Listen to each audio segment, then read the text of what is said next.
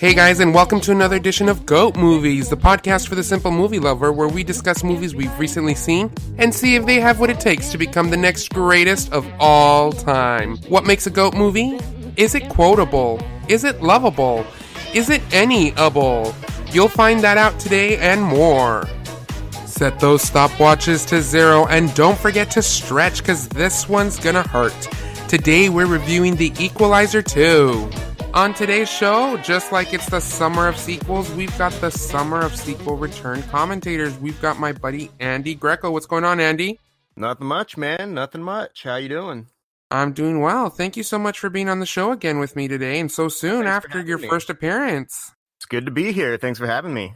Well, just like discussed before, we will be reviewing The Equalizer 2, starring the great Denzel Washington reprising his role as Robert McCall. Did you happen to see the first Equalizer movie? I did, and I actually didn't even see it until it came out on video because just for whatever reason, the trailers, it just didn't seem very interesting to me. Like, I'm a big fan of Denzel Washington. I'm a big fan of Antoine Fuqua, but whenever the original movie came out, I was just kind of like, it looks like another cheap, just cynical cash grab of an action movie that they got Denzel Washington to star in because he's kind of like a pretty big action star at this point. And so it just kind of passed by me and I just didn't care. And when it came out on video, I just happened to watch it. It was on HBO or something like that. And I was like, you know what? This movie was actually kind of awesome.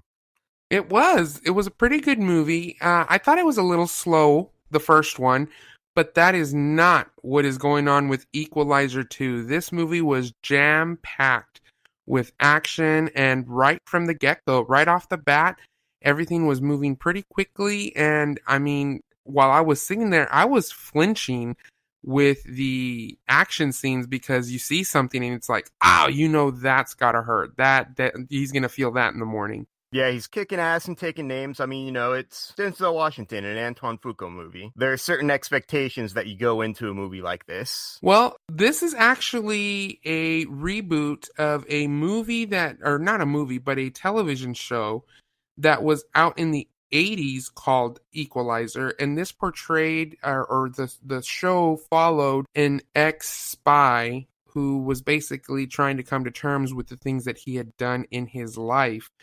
So I think they do a pretty good job with that here in the movie. This movie, like we said, stars Denzel Washington. It also has Pedro Pascal as Dave York, who is the quote-unquote main villain in this movie. We've got Ashton Sanders as Miles Whitaker, and we've also got Bill Pullman, who's playing Brian Plummer, who is the husband of one of the main characters, Susan Plummer, portrayed by Melissa Leo. Well, anytime you mention Bill Pullman, I can never take him seriously because I can never forget him as Lone Star in Spaceballs. That's where I know Bill Pullman, that and Casper. So Bill Pullman is one of the greats, but I can't get that image of him as Lone Star. For me, it's a plus because all I get is one of the greatest movie inspirational speeches of all time towards the end of Independence Day. Without question. That's what I get. So every time I see Bill Pullman, I just get pumped up, yeah. Well, The Equalizer 2, what I found pretty interesting about this is as you're reading IMDb for this, right? One of the taglines, or the way that they describe it, it says that Robert McCall serves an unflinching justice for the exploited and oppressed, but how far will he go when that's someone that he loves? I don't know why they call it unflinching, because I was flinching throughout the entire movie. Like I said earlier, these action scenes and these fight scenes that they had, I was just, whoa, ouch, ouch. I kind of wanted those old school Adam West Batman, pow, kaplooey, all these little shout outs coming out because they were intense. Yeah, it does. One of the things that I think, or at least that I noticed that they did with this movie, and I honestly, it kind of makes me sad to say, I think it's just because Denzel Washington is kind of starting to get old, and so he can't do the really fast, Jason Bourne-ish type fighting or whatever, so they have to kind of get creative with the action scenes by cutting to a close-up of this blow right here or cutting to a wide shot where this is about to happen. They can't really show everything very kinetically anymore, so they have to get creative. But in doing that, it happens to make some of these punches land a little harder. And all of these, like, whenever they cut to a close up, at one point he puts a guy's hand in like a Spock position, and then he just like rips his hand apart. I have to disagree with you on this. I think that's think just more so? towards the character of Robert McCall. And we don't really know too much about Robert's history. It wasn't really explained too much in this movie or the last movie. So, but again, I was unfortunate enough to have to sit almost in the front row for this movie, and the Oh man, sound was just so loud up isn't front. that the worst? Oh, I hate that. I hate that. But it didn't ruin the experience for me whatsoever. Let's go ahead and jump right into it. I want to go ahead and get our rating system out of the way so that we can start talking a little bit more in detail about this movie. The Equalizer 2 is a rated R film, obviously, for its violent in nature type movie. It is about 2 hours long. And Andy, let's go ahead and start with you. From a scale of 1 to 10, 1 being absolutely horrible, not worth the time, not worth you bootlegging, not even worth you thinking about, all the way to 10, 10 being the absolute best movie. I'm going to go see it multiple times in the same day in theaters. You have 0.5 to give out however you see fit. Where do you rate The Equalizer 2? This is going to be an interesting one. For me, it's like a solid 5. Really? It did nothing for me. I actually enjoyed myself. I'm not going to grade it as low as a 5, but I actually, it's funny you say you're going to give it a solid 5. I think I'm going to have to give this one a very unsolid 8. I can be swayed one way or another. And I think after we discuss in detail, who knows, my score might be changed. I might bring you down to a 7. Perhaps. Or maybe, who knows, maybe I'll bring you back up and you'll want to go see it again and, reaffirm what you think about this movie. I might be able to give it a second chance. We'll see. Exactly. So you're sticking with your 5. You think it's a solid 5. I don't know. Now, even now, I'm just I think I have to give it an 8 at this point right now. I think we're going to have to see what you think about it. And, maybe that gives people a little bit more of an incentive to listen all the way to the end and to write in and give us their opinions about this movie. We'll have to see. So let's go ahead and play the trailer for this movie. That way we can go ahead and issue our spoiler alert, after which we will discuss the movie a little bit more in detail. So without further ado, here is your trailer for Denzel Washington's Equalizer 2. Call 911. Samuel, lift off. What kind of are that?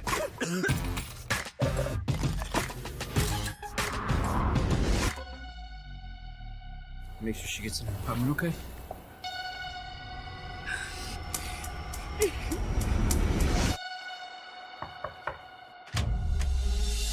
How you doing? I'm the driver you called to take home your girlfriend. Not a girlfriend, man. Oh, credit card was invalid. Give yourself a nice tip, huh? I heard about these. I've never seen one before. Yeah, well, now you have. You're not gonna ask me if she got home okay? Okay. I'm gonna need anything you might have used to record what you did to her tonight.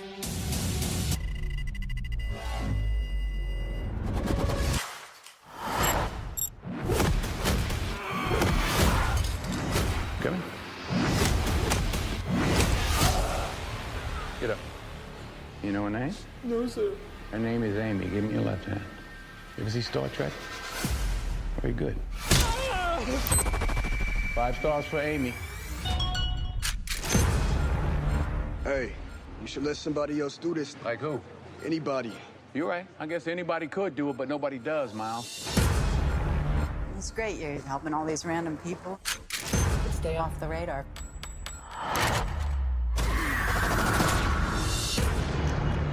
They killed my friend. So I'm gonna kill each and every one of them. The only disappointment is that I only get to do it once. It's a mistake to go to war with him. They're highly trained. They're going to war with me. you? Your father, your mama just didn't tell you. I punish you guilty. If you're lucky, they'll give you the opportunity to do the right thing. This ain't one of those times. Call 911. Who are you, Jackie Chan? All right, there you have it. The Equalizer 2 now in theaters, rated R, 2 hours long, starring Denzel Washington. Let's go ahead and issue that spoiler alert. Red alert. Anything that we discuss beyond this point is completely fair game. So if you haven't seen the movie and you want to hear the rest of this podcast, go ahead and pause us now and come on back. So basically, the movie starts on a train in Istanbul. We come across Robert, and he decides to get up and go into the bar cart, and he asks for hot tea. And the bartender, which I thought was kind of weird, kind of just said like, no. No, and obviously Bar's closed. I don't speak Turkish, but he was basically telling them like the bar's closed or something, but there's still people in there. I wasn't too clear on if this was a private car or the bar car. This one gentleman who is playing dominoes with his friends leans over and tells them, hey, get this man what he wants. And he does. So, and also in like typical movie fashion, if it was just like the bar cart, not a private cart, like the only people that were in the bar cart were exactly the people that Denzel Washington was looking for. Exactly. So, and you can tell just by the way that he tells or talks to the bartender, get this man what he wants. It kind of sets the precedence of this guy is someone you don't want to mess with, someone who gets what he wants. So again, not too clear it was a bar cart, not too clear it was a private car, but regardless of the fact, they're in this cart, and so this guy kind of just wants to get to know Denzel a little bit better, you know, try to see what he's doing there, what's he doing in Turkey, and they get to talking, and of course, Denzel, in his subtle way, starts telling him that essentially he's there for him, and we find out that this guy kidnapped his own daughter, which I'm no lawyer, but I don't think it's called kidnapping if it's your own child, but he did take his child from the mother who is back in the States, and he basically did it out of spite, not for love of the child, not for anything else, but he just did it to make the mother suffer.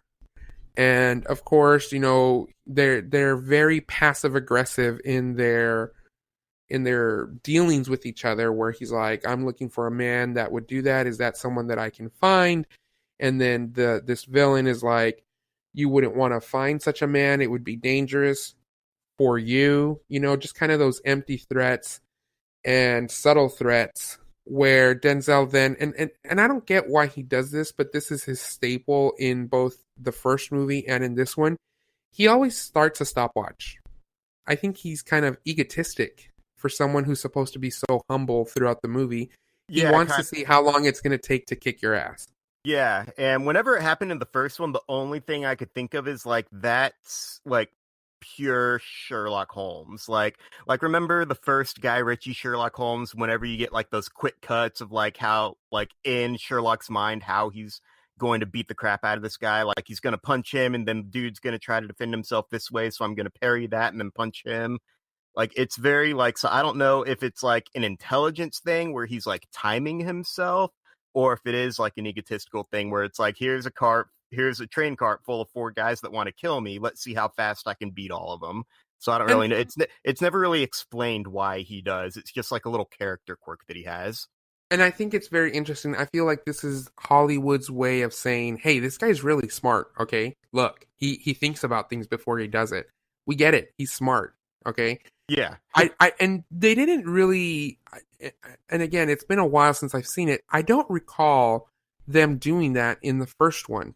See, I don't think they did specifically just this stopwatch, but I do very vividly remember he has like this sort of... Oh no, they did the stopwatch. They did the stopwatch in the first one. Yes, he did. And this is his thing which is why I think for me it's more of an egotistic thing where it's like, let's see how quickly I can get the job done. But I don't recall them doing it in the first one where he would visualize the coming attack that he was about to, or the coming fight scene that was coming up. I don't recall that being part of the first one where Yeah. he visualized it. Yeah, there was the one scene, and the only reason I can remember it right now is because it was partially in the trailer for the first one, just because it's been so long since I've actually seen it. But it's like his first big badass moment in the first one, where he goes up to like the suite in the hotel where there's like the crime guy and there's like the people at the bar that are trying to kill him and they're like throwing the drinks at him. And so it goes into like that slow motion montage of where he can like visualize exactly how these guys are going to attack him. And he like guesses like he can take all of them out in, 27 seconds. So he starts his stopwatch, and then it goes through the sequence of events in real time. And then he stops the watch and he's like perfectly on like 27 seconds or something like that. Yeah, and the thing is that back in they've tried doing this multiple ways. I guess it all just depends on the character. But for this character, if I'm not mistaken, in the first one, they just showed kind of like eye movements. So they saw that his eye was moving from left to right, and it kind of slowed it down, and in dramatic effect, like he's looking to the left, and then they zoom in on what he's looking at, and then he looks to the right, and they zoom in on what he's looking at there, and you see somebody reaching for their gun slowly, or you see somebody cracking their knuckles, getting ready to throw a punch. And I think that's one way to show, okay, this guy is someone who pays attention to detail and he notices things that you typically wouldn't notice. But in this movie, and it's funny that we call it the Sherlock Holmes theory is what I'm going to call it, because this was really revolutionized in the Sherlock Holmes movies with Robert Downey Jr. But Robert Downey Jr. in the Sherlock Holmes movies, he flat out said, okay, this person is going to do this, so I'm going to do this. I'm going to hit here, and then this is what's going to cause this to happen, and I'm going to then do this, and then I'm going to do this, and that's going to happen here. And then at the very end, he's all like, final diagnosis, broken ribs, punctured lung, recovery period, 3 weeks. And then boom, we get into the action scene and everything happens. So this whole montage of what's going to happen lasts for about, 45 seconds, a minute. And then it cuts to the actual fight scene, and the fight scene only lasts about 10 seconds. Yeah. So again, there's a right way of doing things and there's a wrong way of doing things. I don't want to say that this was a wrong way of doing things, but it just seemed kind of out of place, out of character for this movie. Also, and I think one of the reasons why it kind of seemed a little out of place for me in this movie is because it was definitely a callback to the original with this already established quirk that this character has. And so I think maybe they might have thought for the sequel that they don't necessarily need to show the his entire thought process, because it's a sequel. You've seen the original, you already know how it goes. But yeah, because I can't really remember exactly how it went in the first one, like all you see on screen is Denzel Washington's about to kick some ass, start to stopwatch, he kicks some ass, stops his stopwatch, and so you're kind of left thinking, like, was that an intelligence thing? Was that an ego thing? Like, there's something missing that I'm not seeing because they literally didn't show it to me. And that's a theme that I've seen throughout this whole movie. There's a lot of unanswered questions. Yeah. And I think this is where you're coming from, where you're giving it a 5. There was a lot of questions that were left for interpretation, and I guess we'll get into that. So we've got the train scene. He kicks his ass, and somehow or another he ends up getting the little girl. We never actually see the little girl up until this point. After this whole scene in the car and in the train, we cut to a man walking in, and it says that he is in Brussels, right? And he's coming home from a long day at work, and they're showing scenes of stuff cooking on the stove and stuff like that. He walks into his lovely, lovely dining room where his wife is sitting there in tears with a black eye. She's bleeding from her lip. Her hair is a mess. And he's just like, what the hell is going on? And then somebody comes in from behind with a gun. And so they're kind of just staging the scene, making it look like this man lost his mind and killed his wife. And he's just like freaking out. And this is one of those scenes where it just caught you by surprise. because you think that they're after something, and you're just like, okay, what's going on? What's going on? What's going on? And then boom, they shoot the wife, and her head falls to the table, and you're just like, what the hell just happened here? And the man is in shock. He just saw his wife killed in front of him, and so he's begging for his life, and they keep saying, your sons are going to be home soon. We need to hurry this up. And you're just like, well, is this guy like a CIA agent? Does he have like secret files or something? Like, what is going on? And one of these guys, is positioning the gun in this guy's head or in his mouth, and he's like, listen, listen, listen. You are a name on a piece of paper in my pocket. You're not getting out of this. This is going to happen whether you like it or not. And so they position the gun in his mouth, they pull the trigger, and then you just see blood splatter over all these pictures in his dining room of his children and his family. So we never really know what's going on. You do, however, notice that these gentlemen are all wearing latex gloves and everything, so you know that this is what they do for a living. Which leads to the next question where it's like, well, is this guy some sort of politician? Is he some sort of CEO or something? What is the agenda here? What is going on? Right? So then we cut to a scene from Brussels. We cut to a scene where a frantic woman is running into a building. She's jumping out of her cab, and she's running into this high rise, and she's just, crying hysterically. And she gets to the top floor where she, just starts yelling out for her baby girl. And it turns out it's her attorney's office or something like that, which I thought was kind of weird. And what attorney's office is open that late? Because it had to have been like, what, 10 o'clock, 11 o'clock at night? I mean, yeah, I think so. It's weird. So I'm assuming that the implication is that the lawyer is the one that hired the Equalizer. Somehow or another, yeah. It's not never really clear. explained. I don't really think it has to be explained. You just saw him kick some ass. He got the daughter back, and now we get to see the mom be reunited with the daughter. So, well, the one thing that was kind of questionable here is that the first words out of the lawyer's mouth is, I've talked to the State Department. I've called everybody that I know.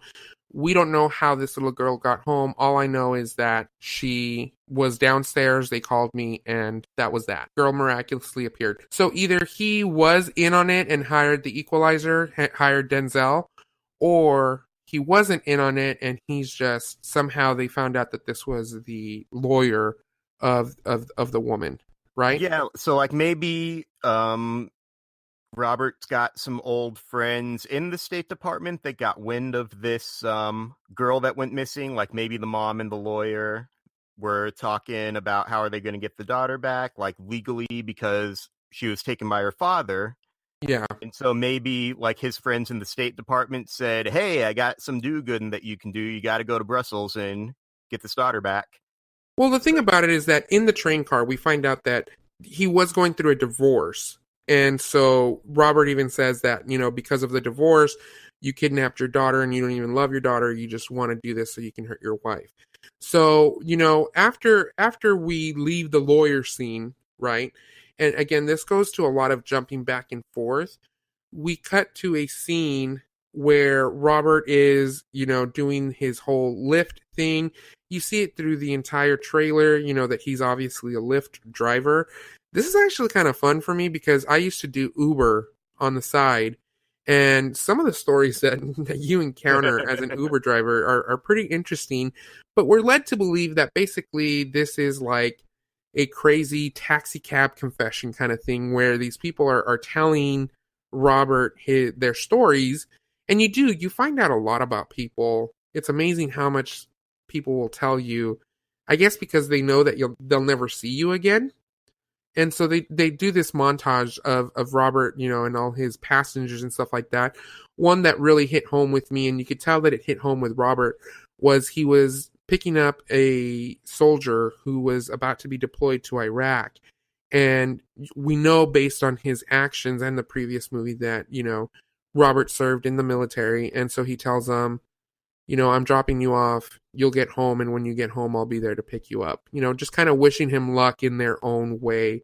Because you could tell that this kid was obviously very, very nervous about his deployment. But this is back in Boston where Denzel is doing this. So he's gone from Brussels from Turkey to Brussels to back to Boston. And so here, like I said, we're led to believe that Denzel is picking up people using Lyft, and this is where he's kind of going off on his own. So again, I don't think that the lawyer specifically reached out to Robert, but somehow Robert heard wind of this. Yeah, And like what could have been a really cool scene is like maybe start the movie with him as a Lyft driver and have just a quick scene in there. Like you've got this little montage of like the people that he's picking up, and maybe he's driving the mom to her lawyer's office, and well, she's here's telling where him. I guess you must have not seen it, or maybe I'm misinterpreting it, because from here we cut to a scene where Denzel is going into a bookstore where he just ordered the last book of the 100 must read books that he was doing in the first movie, and the woman comes out from the back, and I guess you either I misinterpreted it or you missed it, but there's a little girl at the computer and they keep going like shh, like it's our secret kind of thing.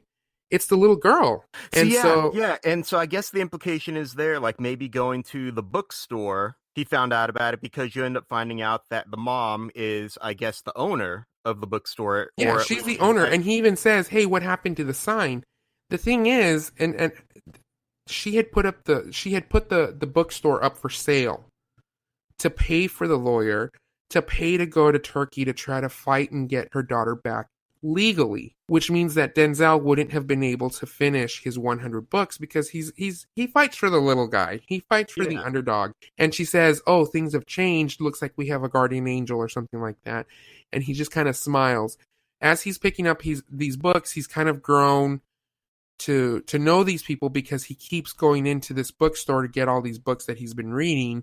He builds a relationship, and I'm sure that, for a small mom and pop bookstore, this isn't a Barnes and Noble, this isn't the local library or anything like that. This is just a small mom and pop shop, and he's kind of grown a relationship with these people, and I think in their dealings, he's found out about I'm getting divorced, and who knows, maybe he even met the husband at one point. But then again, that wouldn't explain why the guy didn't recognize him on the train, or maybe that's why he was wearing a disguise.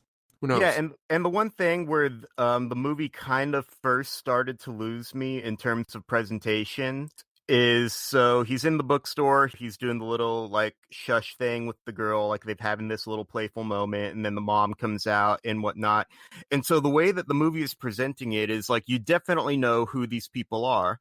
But for me, whenever we first saw the mom and the daughter coming back, whenever the mom picked her up at the lawyer's office, that scene of them reuniting happened so quickly, I didn't get a chance to familiarize myself with them. So when this bookstore scene happened, my instant thought was, oh, these are characters from the first movie that I just don't remember. It didn't dawn on me until like 15 minutes later in like a completely unrelated scene, completely unrelated characters, that it dawned on me. It's like, oh, the bookstore, like that was the mom and the daughter from like the beginning of the movie.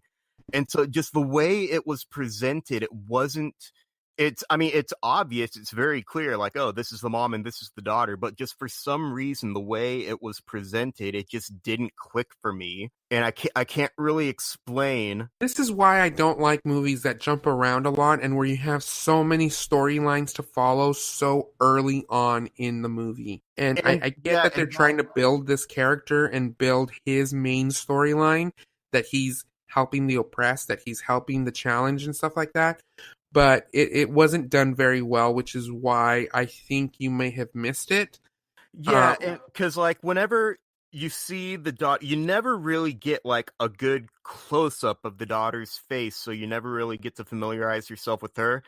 And she's only in maybe 2 or 3 shots in the beginning whenever she's reuniting with the mom. And whenever you see the mom, she's running through the halls of the lawyer's office, and so you never really get a really good chance to familiarize yourself with her, because that whole scene with her reuniting comes and goes within the span of like maybe 15 or 20 seconds. It's really short. And so there's just like this cute little moment that they have in the bookstore later on, and just for whatever reason with me, like it didn't click that that's what was going on. My first instinct was to think like this is something that happened in the original movie that I just don't remember, because I remembered the books part. I remembered he had his list of books. And so my first thought was, oh, this lady and the daughter must have been characters from the original one whenever he was doing his books. And so it just like this, for me, this is where the movie just kind of started to lose me. And I don't really necessarily, like in this case, I don't necessarily say that it's the movie's fault. Maybe I just wasn't paying enough attention, but just in terms of the presentation, that's where I kind of started to be like skeptical about the whole sequel. Yeah. And so I think this goes back to, and we say this a lot here, it could have been done better. It could have been done in another way. And again, maybe it has to deal with the mood that we were in to watch this movie. You had mentioned that you weren't really too gung-ho about seeing it, but I mean, it is what it is. So that is something that I picked up, but I didn't pick it up because I was watching this and he kept having that little shush thing back and forth with the little girl, and she kept laughing. And so I'm like, what is the deal with this little girl and Denzel? Like, do they have like an inside joke or something? Because when Denzel first walks into that bookstore, he's not greeted by the woman, he's greeted by an employee who then goes and gets the woman who has the book that he's actually going for. And then she comes out and they have like this little banter back and forth. It wasn't until he said, what happened to the sign here? And that she says that things had changed and that they weren't going to need to sell the store anymore. And then she looks back lovingly at her daughter. And then you've got this little smile from Denzel where it just kind of, the light bulb went off and it's like, oh, okay, this was where this was all coming to, and it all tied together for me. So it wasn't immediate for me. The thing that they were trying to imply, or at least I thought they were trying to imply, is that he was getting these quote unquote jobs from his passengers. So that kind of feeds into the next plot point that they want us to follow. Denzel picks up this Holocaust survivor and he is talking to him, and I didn't quite get if he was looking for some sort of painting or a picture. That's the implication that I got, is that it could have just been like there was a line of dialogue or two that I missed. But that's the whole movie. That's what I was thinking. He was looking for a painting or a picture of somebody. And he finally had photographic proof, is what he said. So this is someone that he's been dealing with for a while. And this Holocaust survivor tells Denzel, he's like, you're my favorite driver because you're always on time. And so he's taking him to some sort of, city hall kind of thing. And there was some mention of like a $12 million painting or something that actually belonged to him. And it was just sold at auction. And he needed a bill of sale or something proving that this painting belonged to him before the Holocaust. We then have another little montage of, Denzel with all these other lifts, blah, blah, blah, blah. And we cut to a scene where Denzel is called to a high-rise apartment building. You can tell that this woman has had a little bit too much to drink. She is slouched over, she's hanging on to her male companion just to stand up straight, and he is struggling to get her into the car. And Denzel, right off the bat, knows that something happened here. Something's going on, right? And, from my days in Uber, I always traveled with Clorox wipes, Walmart bags, just in case somebody needed to throw up. I have friends that work in the medical profession, so they have those expandable baggies that if you need to throw up, I carried those with me because you're picking people up at, 11 o'clock, 12 o'clock, 1 o'clock from downtown Dallas on, McKinney Street, which everyone knows McKinney Street is, the bar street in Dallas. I don't need any of that stuff all over my car. All right. I'm already picking you up. We're good. But, so Denzel knows that something's wrong when the man doesn't get into the car, and he just says, make sure she gets home all right, blah, blah, blah. Give yourself a big tip.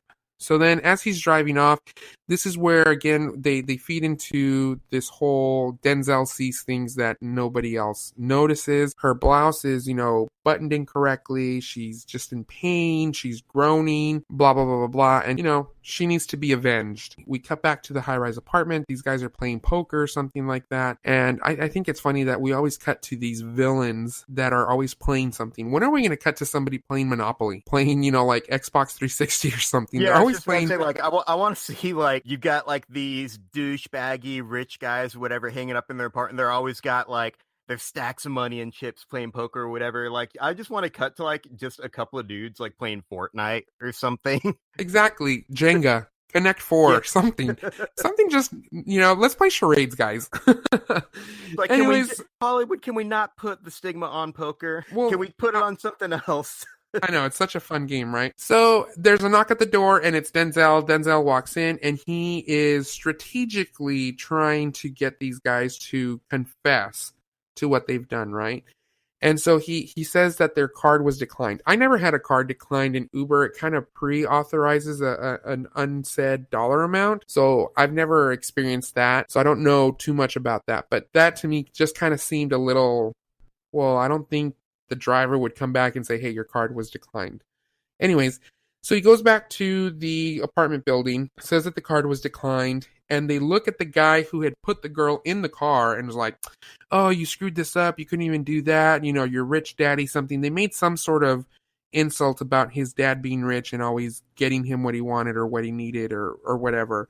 So he hands him like this Black American Express card. Obviously, it's not American Express, but I say that because the Black American Express card is supposed to be like the quote unquote unobtainable credit card that has no credit card limit. And Denzel makes a comment like, wow, I've never actually seen one of these. And then this douchebag rich boy is like, well, now you've seen one, give yourself a big tip. And to me, that's kind of like the straw that broke the camel's hump. He was just like, you're not even going to ask if she got home all right? And then they kind of just look at him and take a step back like, did this guy really just say this to us? How did he know or whatever? And so then he starts telling them, I'm going to need whatever you recorded. I'm going to need, your cell phones and stuff like that. Which to me, if I was in that room, I'd be like, is this guy holding us up? Like, is this a robbery? But really? Then he the starts... Lyft driver? Yeah. This so old guy? He starts talking about, I'm going to need cell phones, video cameras, anything that you recorded her. And he starts talking about her specifically. And he tells them that he had dropped her off at the hospital where she's getting her stomach pumped, right? And so then they obviously know that he knows. And so the rich boy ends up locking his door. And just like you said right now, they just see an old guy. And they're like, all right, we can take him. It's 4-on-1. And then there he goes again, resetting his watch. And he just starts going to town on these people. And, just like in the trailer, we see the whole, Star Trek, and he does the Spock sign. And he ends up breaking one of their fingers. Now, my favorite part of this whole montage here is he tells them, are you right-handed or left-handed? He ends up breaking his left hand and hands him his cell phone and says, call 911 and confess to what you did, because daddy's not going to get you out of this one. So he wants these guys to pay for what they've done. Right?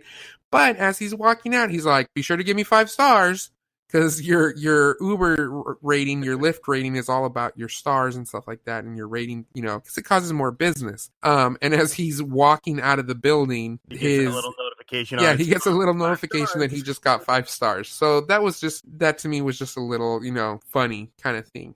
We cut to the next scene where he's kind of coming home, and this kind of reminded me from our last movie, from Sicario. He gets home, he looks at his building, and he's like, someone's in my house.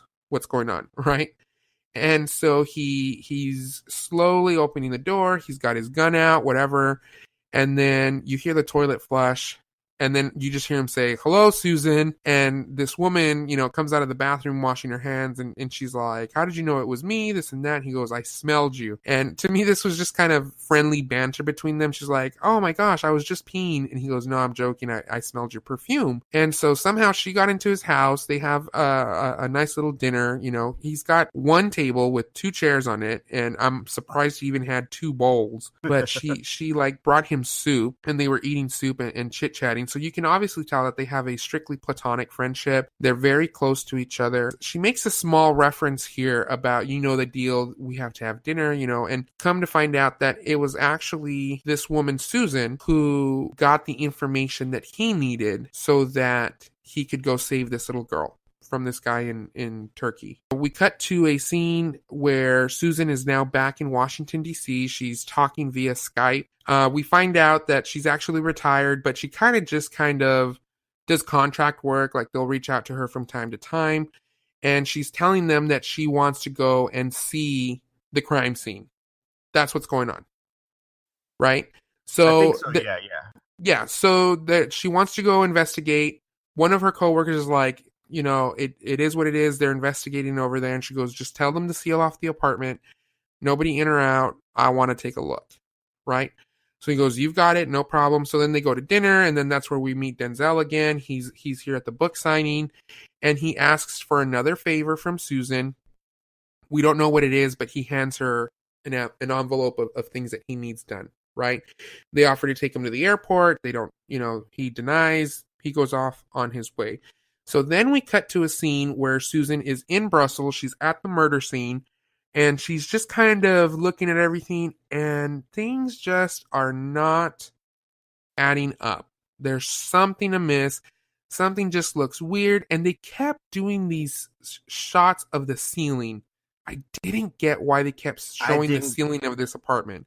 To this day, even after watching the entire movie, I don't understand why they kept showing the ceiling of this apartment. I think the implication is that if the dude were to have actually shot himself, because the whole thing was trying to be staged as a murder-suicide, like he murdered his wife and then killed himself.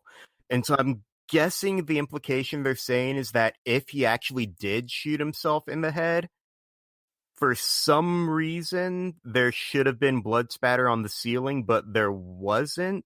I mean, that's really the only, because it's not really explained what they're looking for, but there is definitely like something on the ceiling that doesn't look right.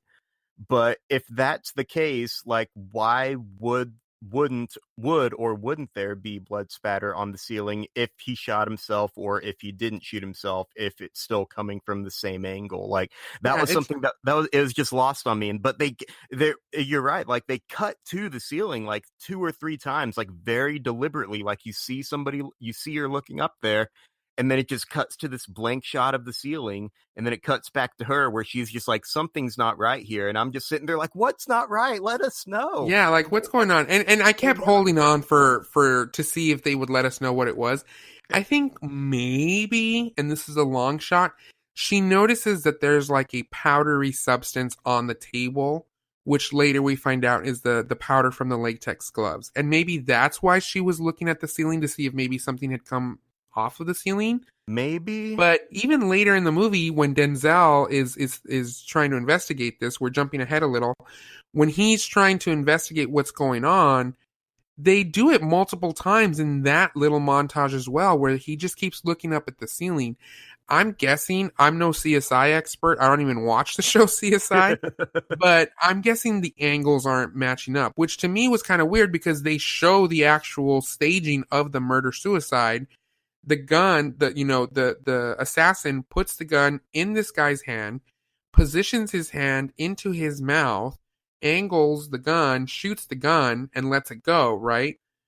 So I don't know how the angles would not have matched up when it was done the way that it, quote unquote, should have been done. Yeah, it's not like they shot this guy like execution style and then just put the gun in his hand. Like, they deliberately angled this guy's hand to make him like shoot himself in the head, like upwards, and so it wouldn't really matter it's if like the that angles scene would match or not. It's like those bullies were like, why are you hitting yourself? Why are you hitting yourself? They grabbed his hand. They put, this, like you said, this wasn't a murder later staged to look like a suicide. This was Deliberately. He did it. Yeah. Like, the guy, quote unquote, did kill himself, but he killed himself because somebody grabbed his hand, put it in his mouth, and shot the gun. So to me, this is one of those things where it's like, I don't understand why the angles aren't matching up, or what is it that you're not, and these people are geniuses, Susan and Robert are geniuses. They see things that other people don't see.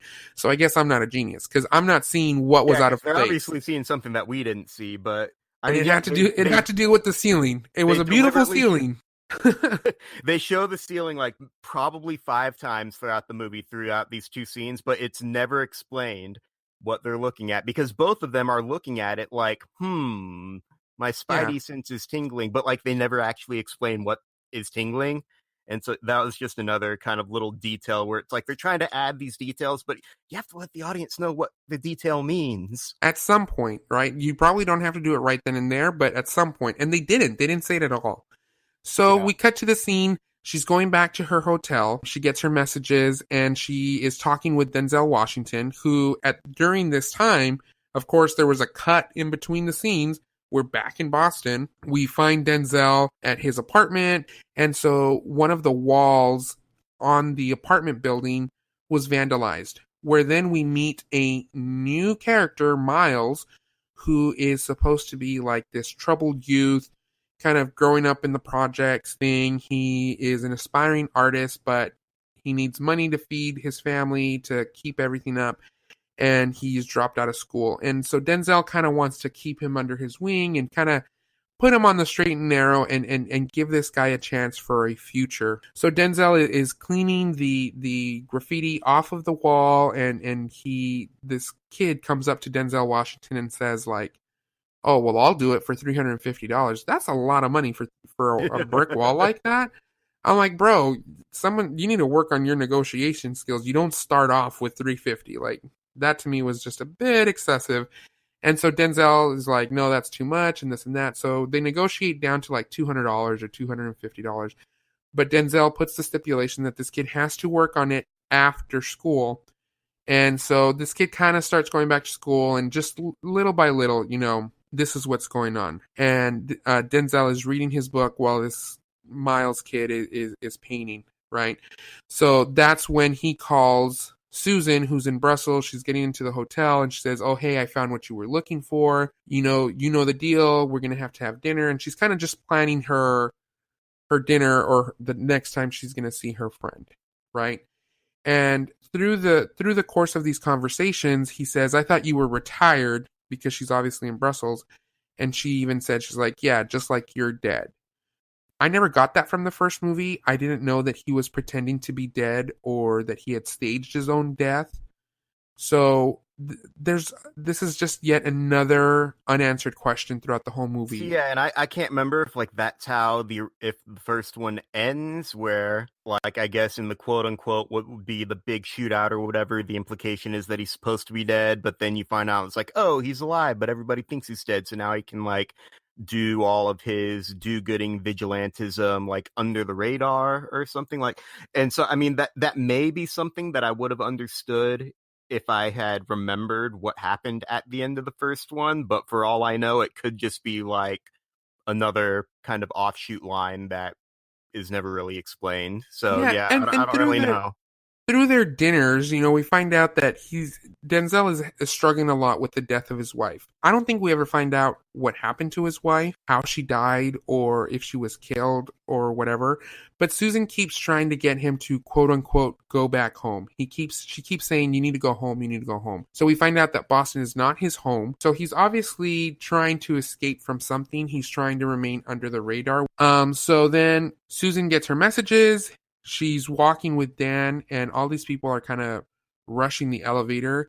I can't believe so many people fit in such a small elevator with so much luggage and stuff like that. But these guys get off, and Susan tells her coworker Dan, "Hey, don't forget, I want some of this, German chocolate, or this Brussels chocolate, or whatever that is this little town is known for." So he ends up going back down to the lobby. As she's trying to get into her room, she finally opens the door, and these guys that were in there in the elevator with her actually rush her and push her into the room. She pretends to be this weak elderly woman who, "What are you doing? What are you doing?" And then all of a sudden, boom, she whips out this CIA move where she, gouges them in the eye. And then she's like, "Get away from me, get away from me." And then boom, she has like these little bursts of badassness that we see in Denzel all the time. And you can tell that these people have been trained, which to me is like, can you really train somebody to fight like this, to handle situations like this? Or is this just something that you're born with? But ultimately they kind of throw her down on the floor, and then the door closes, and we find out that she's dead. Yeah. So then we cut to the back to Boston. Denzel and Miles are chit-chatting. He's still painting. The wall is getting, nicer and cleaner. Robert gets a phone call from Susan's husband, and I guess this is where he kind of breaks the news that she's been killed in Brussels. Robert rushes to DC. I don't know. I remember him stopping outside of the house, so I don't know if they ever saw him at the funeral. They didn't actually show the funeral, but you can tell that Denzel is trying to stay under the radar, but he needs to be there for Susan and Susan's husband during this crisis. He's obviously has to avenge his friend who got killed. He comes across his fellow coworker or ex-coworker who is jogging through the park, and Dave is just his line to Dave was pretty funny. Dave completely misses that Robert is sitting on a bench, right? He's not paying attention.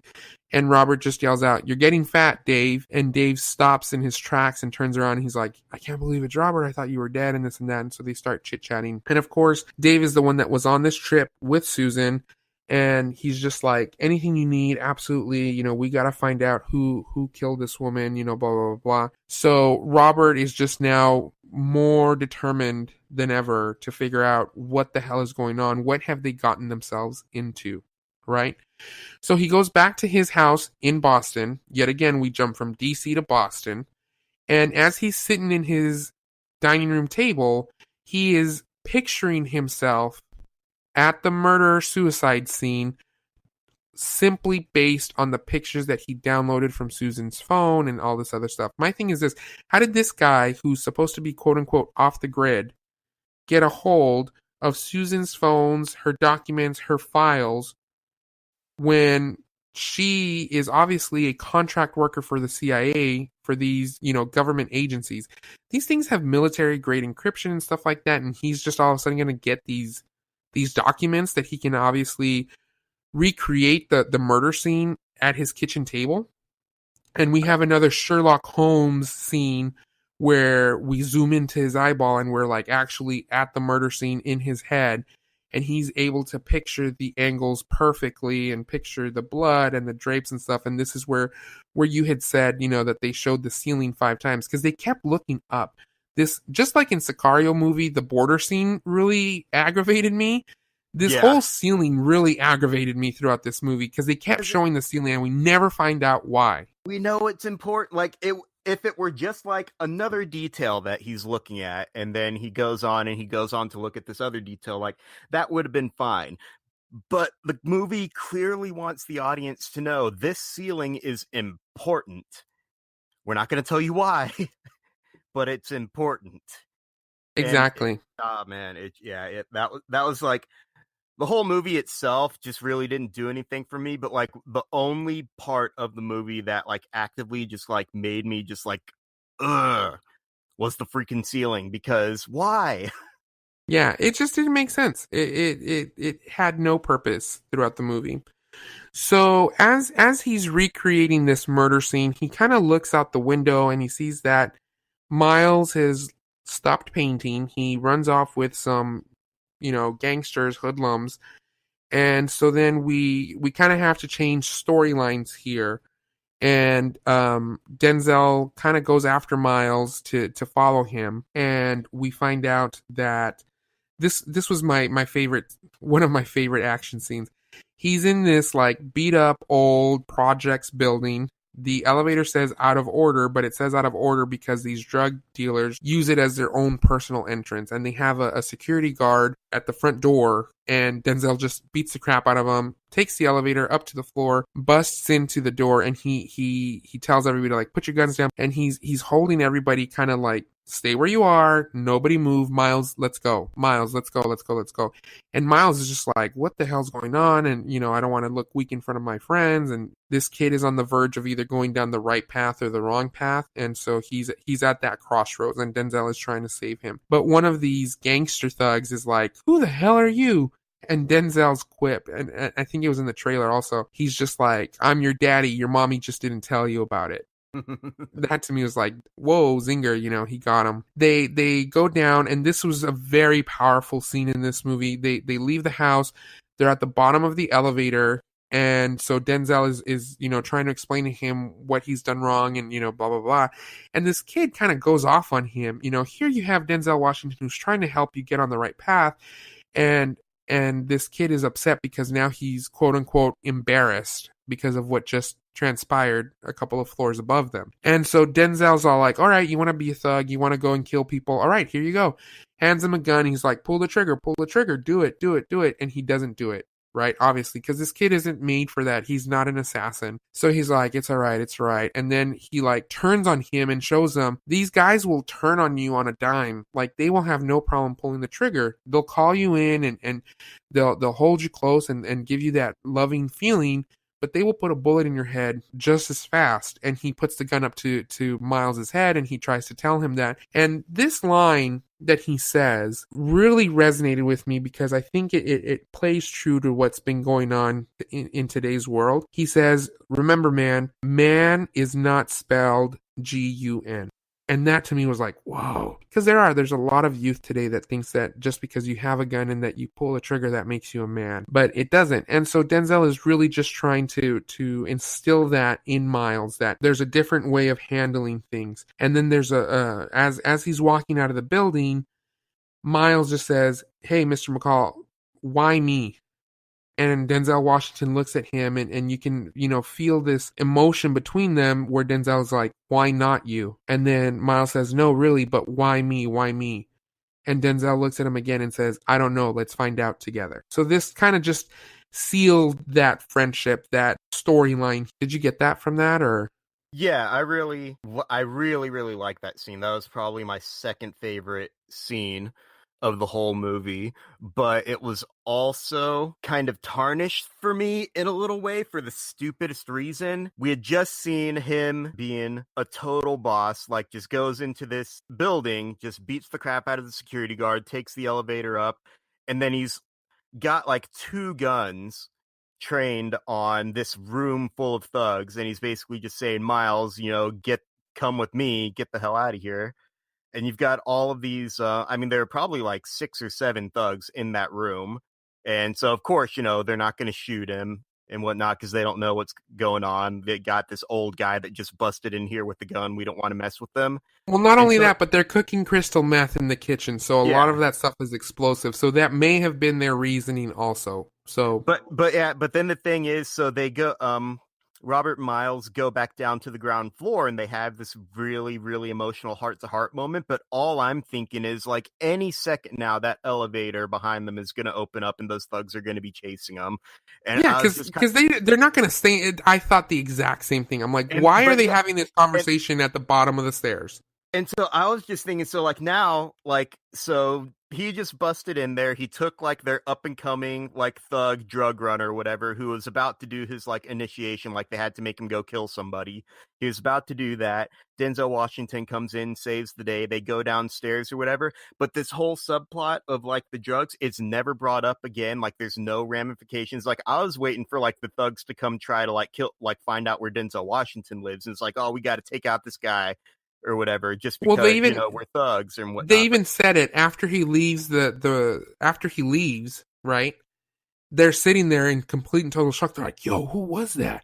Who was that? Did you see that?" And it's like, so yeah, I was waiting for that whole thing to have consequences and come back later on in the movie, but it's literally never brought up again. It's never shown, and so for me, I was like, at one point, on one end, the emotional scene that they have down, is really powerful and really emotional, and it was really, really good development towards these 2 characters. But at the same time, I'm kind of like, the movie kind of forced the moment because they created the situation for that scene to take place. They created an excuse to have that scene without giving that scene like consequences. exactly. And for me, I really hate to use this term, but it really just seemed like lazy writing to me. Absolutely. I completely agree, 100%. They came up with this really emotional scene, but like they stopped there and didn't bother to think like, oh, realistically, like what would actually happen after this? Here's the thing. Cinema, and I think this is why we get into movies and why we love movies so much. It's all about storytelling. And who doesn't love a good story, right? And there are certain, you call it lazy writing, right? There's certain things that if you do it correctly, it's going to get a reaction that is a positive, right? And a kid growing up without a father and this heart to heart and getting on the straight and narrow, it's always going to play. One of my favorite scenes of all time in television is the Will Smith Fresh Prince of Bel-Air scene where he meets his dad and, he's all excited about it. Everybody that grew up in the 90s knows this scene. I'm sorry. If there was something that I Hey, could you know do- what? You ain't got to do nothing, Uncle Phil. Hey, ain't like I'm still 5 years old, Ain't like I'm going to be sitting up every night asking my mom, when's Daddy coming home, Who needs him? Hey, he wasn't there to teach me how to shoot my first basket, but I learned, didn't I? Hey, I got pretty damn good at it too, didn't I, Uncle Phil? you did. Got through my first date without him, right? I learned how to drive. I learned how to shave. I learned how to fight without him. I had 14 great birthdays without him. He never even sent me a damn card. To hell with him! I ain't need him then, and I don't need him now. Will. Now, you know what, Uncle Phil? I'm gonna get through college without him. I'm gonna get a great job without him. I'm gonna marry me a beautiful honey, and I'm having me a whole bunch of kids. I'm gonna be a better father than he ever was. And I sure as hell don't need him for that, because ain't a damn thing he could ever teach me about how to love my kids. How come he don't want me, man?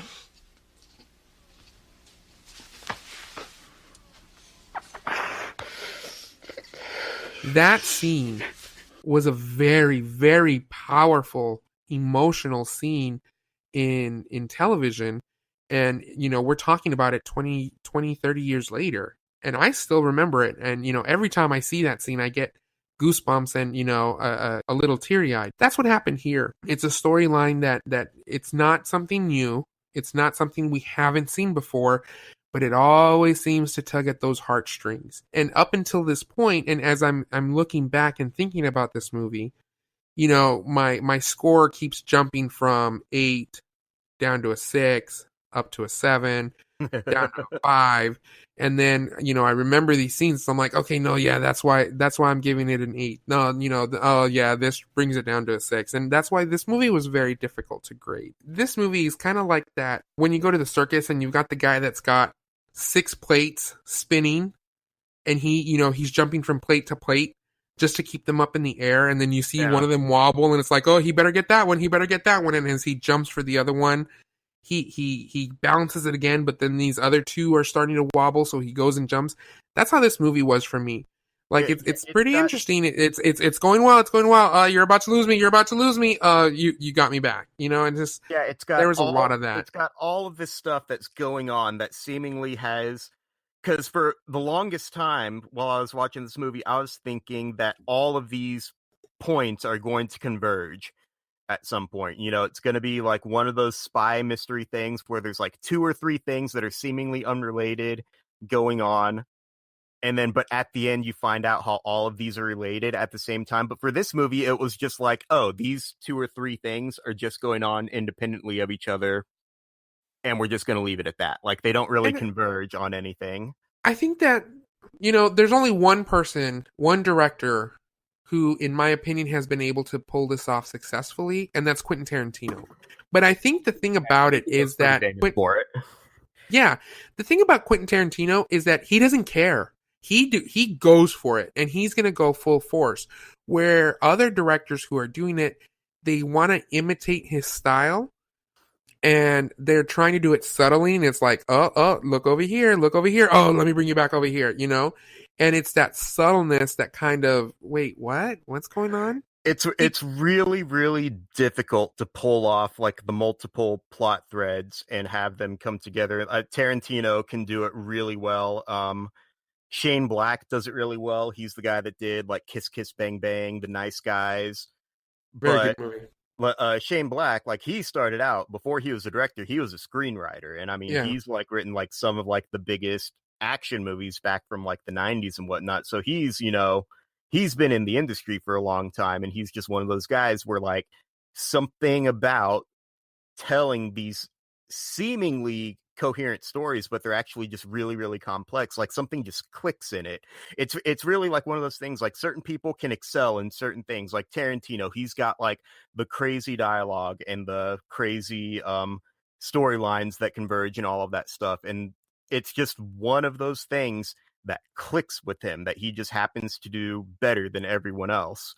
And yeah, and like I said, you're either gonna go full force and do it, go in and do it, or you're not gonna do it at all. It's like it's like almost with this movie, it's like I get the feeling it's kind of like they were, let's try to do this multiple plot thread thing or whatever, but like we'll test the waters with it and see if it works or not. Like they didn't go full into it, which is Yeah. why you have all of these storylines that are just happening independently of each other, but they don't converge. It's just like they were trying to tell 2 or 3 different stories at the same time, almost for like the sake of runtime, I guess. Because like really, if you only had this whole thing where it's Susan gets killed, and there's this guy in Brussels where it's a murder suicide, so she's investigating it, she gets killed, and so Denzel Washington has to find out. To me, it almost seems like if that was the only thing in this movie, it would only be like maybe an hour and 10 or an hour and 20 minutes long in a Yeah, well, 2-hour long movie. movies today can't go less than 2 hours. So, but we're getting off on a side note here. Let's go ahead and let's try to bring it back here. So we had this powerful scene between Denzel and Miles, and he leaves Miles alone. Miles is supposed to find his own way home somehow. So as he's driving home, Denzel calls Dave and says, "Look, I was reviewing the footage in the elevator." So Denzel notices that Susan never hit the button. She never hit the button to her floor. These two guys were the ones, so they knew what floor she was on, and this is one of those details. So then we cut to a scene where he's taking a lift. He's doing the taking some guy to the airport, and something just doesn't seem right about this guy. Denzel has noticed certain things that just are off with this guy, so he subtly starts taking wrong turns to ensure or just to kind of justify his premonition or his what you called his spidey sense earlier, right? And so he's like, "You must not travel very often. I've just been driving in the opposite direction for the last 3 minutes." And so then this guy whips out a knife, and then obviously he's been trying to get Denzel in a position where he can kill him, and so there's this huge scene where they're fighting in the car. One thing I have to say, you had mentioned earlier that Denzel was old and that they don't do these scenes. Here's my thing: this guy is never out of breath. In these fight scenes, Denzel is never out of breath. I lose my breath just going up and down the stairs here at my house. It's 7 steps and I'm huffing and puffing all the way over here. This guy is kicking ass, taking names, blocking, jabbing, and it's just, it's crazy. So he gets this guy's phone, he decrypts it, he's got all this, military decryption software at his house, and so then we cut to a scene where Dave is getting ready for work. He's got his wife, his kids, and everything. Everybody's there chit-chatting. There's a knock at the door, and then all of a sudden, there's no noise. And Dave is like, "Honey, who is at the door? Honey, honey." And I thought, oh man, something happened to the wife, and they're coming after Dave. Well, no, it's Denzel. Denzel's at the door, and Dave is just like, "What the hell? Like, what is he doing here?" kind of thing.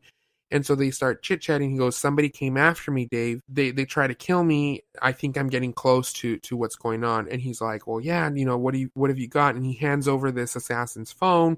So then Denzel gets his phone out and he goes, he dialed this number, and he dials it, and of course it's Dave's phone.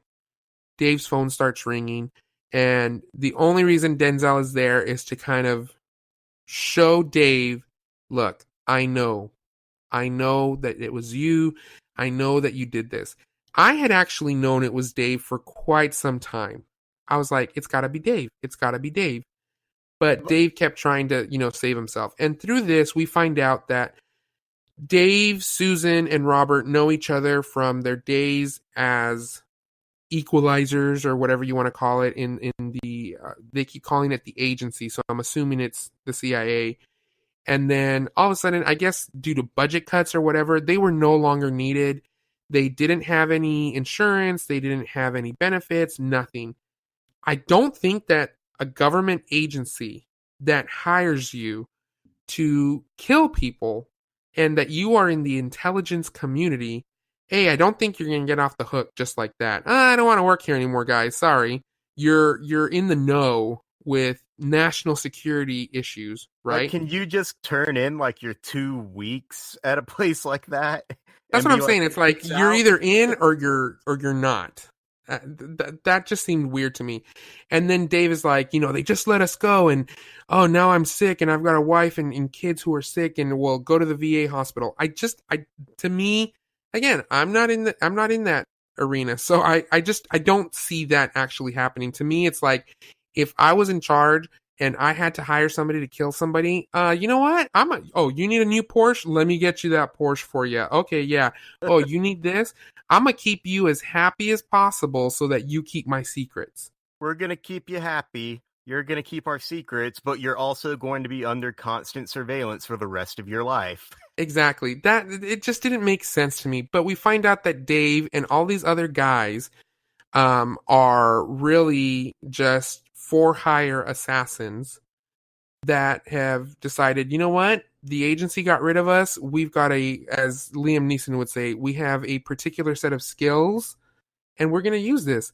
And now they're assassins for hire. I don't know why the guy in Brussels had to be killed. I don't think that was ever I never really understood the motivation of what basically ends up being the entire plot. I'm assuming that these guys were hired to kill the man in Brussels for reasons, whatever. It's never really explained. I'm guessing. And then the guy in Brussels was actually an undercover for the agency who was working with Susan. So it was all just a big misunderstanding or a big coincidence. A big coincidence, yeah, that's what I think it is. So these guys that are the mercenaries now, he used to be an Equalizer, now they're mercenaries or whatever, got hired by some unknown third party to kill this guy in Brussels for whatever reason.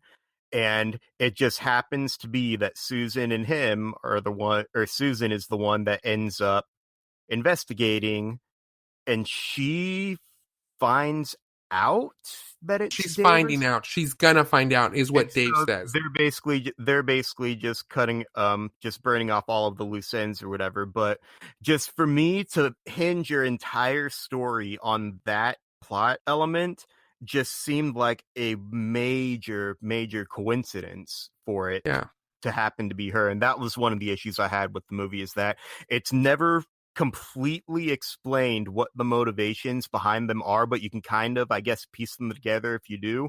But if you think about it for more than like 20 seconds, you start to see how so much of the story just happens to rely on coincidence. And like that, for me, in terms of like writing, that's a huge turnoff for me, because it's, I hate saying it, but it seems like lazy writing. I could be missing something, but to me, that's just what comes into my mind. It's like this whole thing just happened to be a coincidence, and it's like there's suspension of disbelief, but then there's just like, really, what's going on here? There's a fine line between coincidence and suspension of disbelief. Yeah, and just the way everything just came together, and the fact that it wasn't entirely explained for this movie led me to believe, like, okay, we're supposed to just be on board that she just happened to be the one who was investigating or whatever, which for also, like, I thought, and another thing that adds to the coincidence, like, wasn't she supposed to be retired? Like, they asked her to...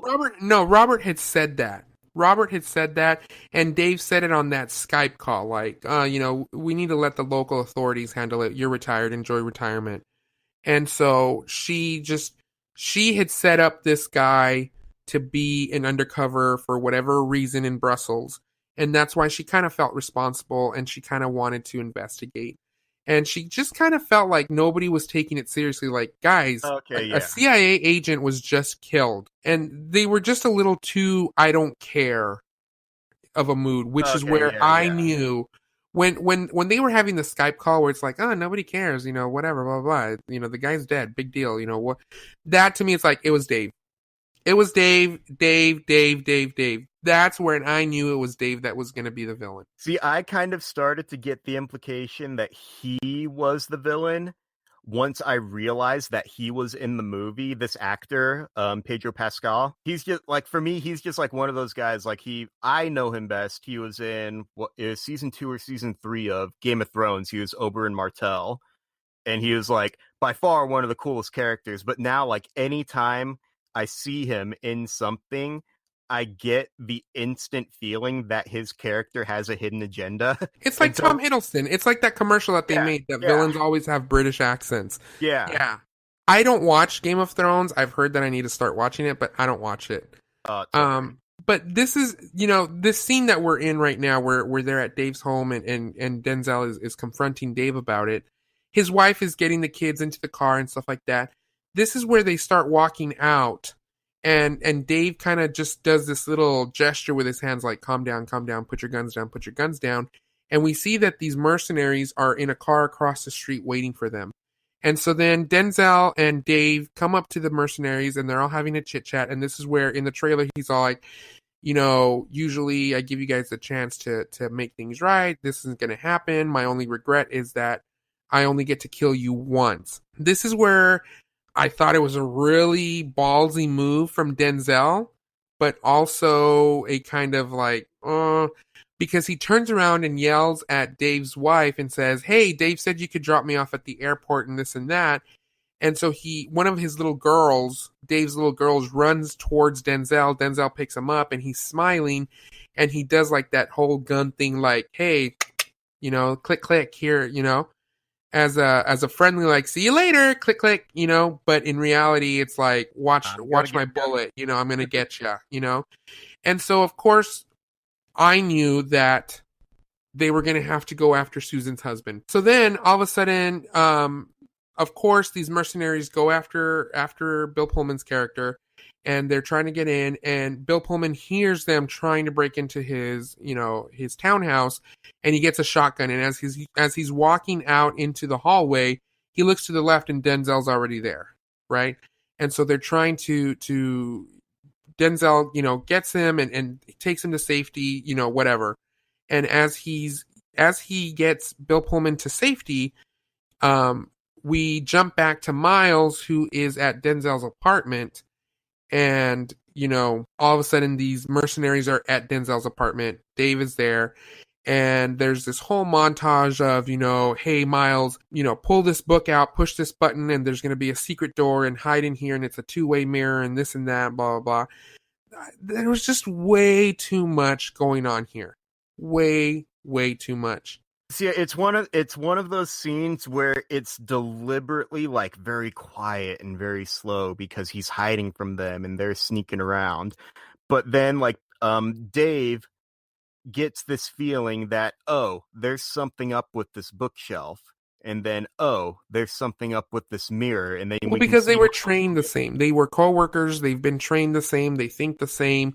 So it's just kind of like, hey, this is what's going on. And of course, Denzel has hidden cameras all around the apartment. And right as they're about to shoot through the two-way mirror and kill Miles, essentially, right? Denzel calls Dave, and he's all like, what are you doing in my house while you're there? Can you water the plants? Because I'm not going to be there for a while, and this and that. And so, of course, Miles is saved, right? That's where I would have left it. And things that I have, like issues that I have with scenes like this, is they're trying to build this tension as if this, like, the Miles character, or in any other movie, whichever character it would be that's in peril, that's hiding from the bad guys, whatever. They try to build this tension as if there were an actual possibility that this character is going to get killed right now. Like, did anybody watching this scene unfold actually think that Miles was actually about to get killed? Yeah, it was dumb. Then, of course, and it goes on for a little bit too long. Like, it's just it's one of those things that is deliberately trying to build tension. Yeah, well, Dave answers the phone, and they're having this little conversation, and Denzel tells him, like, you know where I'm going to be. I'll see you there. And they hang up, and Dave's like, he's going back home. We got to go home. I don't know how that all tied into, oh, I know where he's going. He's going back home. Because I don't know how Dave determined that. Person. Yeah, he's a smart military person, and he knows everything. Like, so it's lazy writing. Yeah, so here's the thing. Dave and his mercenaries leave Denzel Washington's apartment, and then this kid Miles decides to come out of this safe room, right? And as he's leaving the Denzel's apartment, guess who's there? Dave. Dave knew that there was somebody in there, and he was, he took him in, right? Bamboozled him. He kidnapped this kid. For me, in this scene, I think it would have been a lot better and a lot more believable if we had some sort of Brian Plummer, who is Susan's husband, is angry at Denzel Washington's character. because they talked a lot, and there was a lot of relationship there. And if Bill Pullman's character would have had an anger towards Denzel Washington's character, and then Dave goes and kidnaps Brian instead of Miles, I think that would have been a lot more heartfelt. Like, okay, now Denzel has to save Susan's husband because he's got more of a connection to this character than this Miles character. Because he's known him for years. On that one, yeah. He's known him for years. But of course, Denzel knew that they were going to go after him, and so he grabs him, puts him in a hotel, and then that's the last we see of him. We never see or hear from Bill Pullman's character, Brian Plummer, again. Yeah, there's no epilogue scene or whatever, just Nothing. like wrap up like, hey, remember that time where my wife got killed and you saved me? That was cool. Like no follow-up or whatever. It's just, and I didn't even really notice that until the movie ended. Like, I was thinking back of like what happened, and then so I was like, well, what happened to Bill Well, my thing is like, character? okay, let me get this straight. You drove from wherever Dave was living. You drove all the way back to Washington, D.C. to get this Bill Pullman's character, Susan's husband, to save him. You drive somewhere, because it's obviously not going to be in Washington, D.C. You drop him off at this hotel, and now you're driving back to Boston. And miraculously, as you're on your way back to Boston, your secret cameras alert you that somebody's in your house, and it's Miles, and he's in your secret room. And, it was just too much, Again, it's one of those things where if you think about like the sequence of events that happens for more than 20 seconds, you start to realize how much of it relies on coincidence. Exactly. So then, so they're going back to this little tiny, oceanside village or little town where Denzel's character is from, or where he was living. And right? The town also just happens to be abandoned because there just so happens to be a hurricane or something hitting, so they're evacuating the town. Yes, and I didn't realize this until the very end. They have, throughout this entire movie, they keep doing these cut scenes, and Denzel is listening to the weather. It's on the report. So it was known. There was like this. There was this storm moving in, and people were going to start evacuating. It wasn't something that like just came out of nowhere. They had been sort of like subtly building it up for the movie, and that I can't appreciate that. Like they did kind of subtly hint like there's a little bit of foreshadowing as to where this. This is one of those things that I'm telling you that affected the score of the movie, where you're losing it, and at the height of the hurricane, this tropical storm that's coming in, it coincides with the height climax of the movie, where it's this huge battle scene that's going to take place in this abandoned town, just like you had said earlier in Fortnite. Here's the Fortnite that we're looking for. This, Call of Duty abandoned town, where these people are going to be hiding in these abandoned buildings. Here's my problem with this part, okay? Denzel Washington comes up to this long, huge road that goes over the ocean into this little tiny town, right? And everybody's evacuating. Just like in Independence Day, where everybody's going one way, he's the one car going in the opposite direction. Yeah. Right? And he comes up to the police officer who tells him, you got to turn around, and he flashes a badge and says, I just need to check if my gas is off. I'm going to be there and come back. I'm just getting off of a double shift. So he kind of finds that connection to this police officer, where this police officer understands what a double shift is and how chaotic it is. All right, man, go quick, turn off your gas, but you need to evacuate the island. So Denzel keeps going, right? It wasn't more than, I would say, more than a minute that these mercenaries are now coming in. So this is the second set of cars that comes through in the opposite direction from a town that's being evacuated. Okay? And the cop tells them, you guys can't go, the town's been evacuated, you got to turn around. They just shoot him. You mean to tell me you couldn't flash a badge too? Why are you killing an innocent man? Why are you just killing him? And also, like, unnecessary. Another thing, and this goes to the pacing and the editing, which I'll talk about that here in a little bit whenever we're done going through this. But whenever we see Denzel Washington going up there, he's the only car going in one direction, and it's just like, as far as the eye can see, just like car after car of all of these people that are trying to evacuate. And then it just cuts to the mercenaries that are going through. They go up to the same security guard, but they are literally like the only car on the road. Like all the cars have already evacuated. So it's like the movie's trying to tell you that like at least hours have passed but it literally just cuts from like Denzel Washington. He gets to the town, and then it seems like the mercenaries are like right on his tail. But because there are no cars that are still left evacuating, you have to assume that it's been hours. And just the way it presented that, it was just kind of like, okay, so is the movie trying to tell me that they're right behind him, or this is like 4 hours later? Like, which one Yeah. is it? Yeah, it made no sense. So I just want to go ahead and just kind of wrap up because this is where the movie starts wrapping up, right? We have this huge battle scene in the little town. There's absolutely nobody left around. This to me, these scenes were kind of like Home Alone, where Denzel He Washington just set up picks these them off booby one by traps. one, yeah. Yeah, he picks them off one by one. He sets these little booby traps. They keep throwing flash grenades. At one point, Denzel is in a bakery and he lets all this sugar fly everywhere because he knows that the flash grenade or the bang grenade is going to cause a huge explosion, and that's how he takes care of this guy. Another guy, he kills him using a harpoon. The entire time, Dave is at the top of. I thought at first it was like a lighthouse, but it's just this random building that oversees the entire town, but it's not a lighthouse. It was so weird. And so Dave is up there with his sniper rifle. He can see the whole town. He's trying to find Denzel. All these guys are dead. They're all gone, right? And then Denzel and him start talking through the walkie-talkies, and we find out that Dave has Miles tied up in the car. So Denzel can see the car. He can see Dave.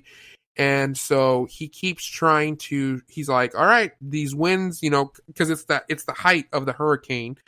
And he is toying with Denzel. And he's all like, I'm going to shoot off the passenger side mirror. Bam. I'm going to shoot the back window. Bam. I'm going to shoot, the rear taillight. Bam. And he's all like, the next one is going right in the middle of the trunk. And that's where Miles is. So you better show yourself now, and Dave even said it in the movie. He's like, I'm taking a gamble here. I don't know how close you are to this kid, but I don't think you would let an innocent kid die. You just shot an innocent cop. Like, really? And now you're just going to think that, like, now killing an innocent kid is the problem? Whatever. Anyways, this whole time, Dave is standing on top of this building, and just in the nick of time, Denzel is able to get up there, and a huge gust of wind knocks down Dave. And the one thing, like, Denzel Washington literally just appears out of nowhere up on top of that building. Like, literally just appears out of nowhere. Yep. Like, It's crazy. He's down on the ground, and then literally he's just, like, right behind him, and he's able to, like, punch Dave.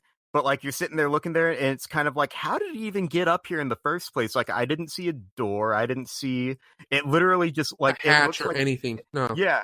Like, no noise or whatever, gets up there in like 10 seconds without Dave even noticing. And it was just for me, it was just kind of like, really?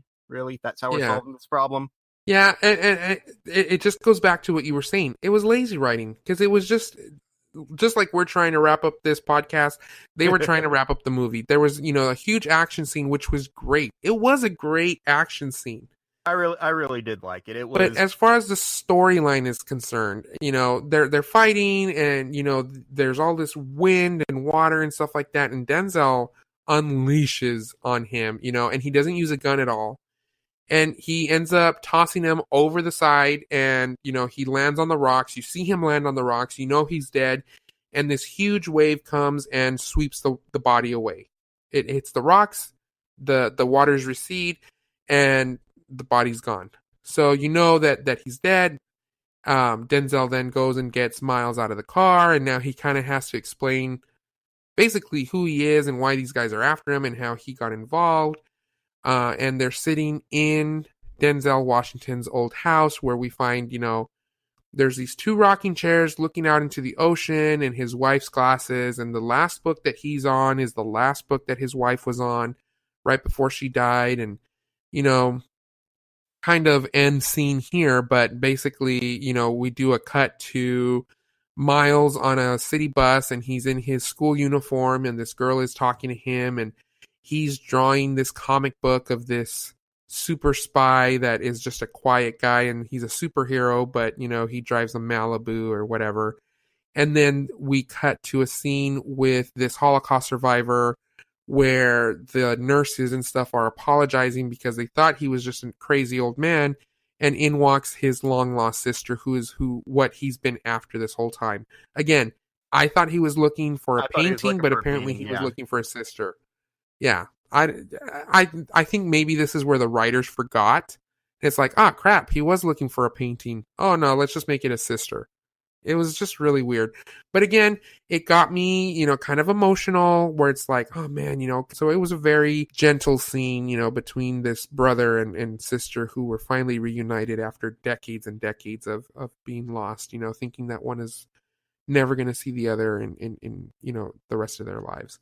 So then we cut to Denzel, and he's sitting in his rocking chair looking over the ocean. He's finally come back home, which is what Susan wanted him to do. And end scene. That's where it ends. I want to go ahead and wrap up here. You had said earlier in the podcast that you gave this a solid 5. Solid 5. Based on everything that we've discussed today, everything that I've pointed out, all the flaws, all the consistencies, some of the questions were answered, some of them were still left unanswered. Maybe you even developed new questions. What do you rate this movie on a scale of 1 to 10? 1 being the worst, 10 being the best. You have 0.5 that you can grant. What is your final score on the Equalizer 2? I think I'm probably going to have to stick with the solid 5. So you gave it a 5 in the beginning, you're sticking with your 5. I gave it an 8 in the beginning. Based on everything that we've discussed, I'm going to have to say a solid 7.5. Okay. Based on everything that we've discussed, this movie had great, emotional, powerful scenes, especially that a man isn't spelled G-U-N scene. That part was just an amazing heart-to-heart scene. I love that scene.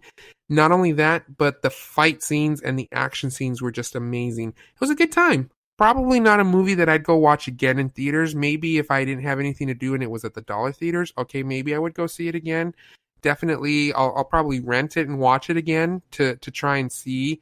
But I'm just not that invested where it's like, I have to go back and see, did I miss something? Did I not miss something? So I am downgrading from an uneasy 8 to a solid 7.5. Okay. So only half a point. Only half a point. But I think there's just a lot of things that could have been done differently. So that's going to do it for this edition of Goat Movies. I really appreciate you joining us on the show again today, Andrew. You're always welcome anytime. Anybody else who would like... Absolutely, buddy, anytime. Anybody else who'd love to join us and wants to discuss a movie, if you have a particular movie you'd like for us to review, remember you can always reach out to us at goatmoviespc@gmail.com. That's goatmoviespc@gmail.com. You can follow my Instagram at goatmoviespc. Remember to share, comment, and subscribe to this podcast. Other than that, we'll see you guys next week at our next movie.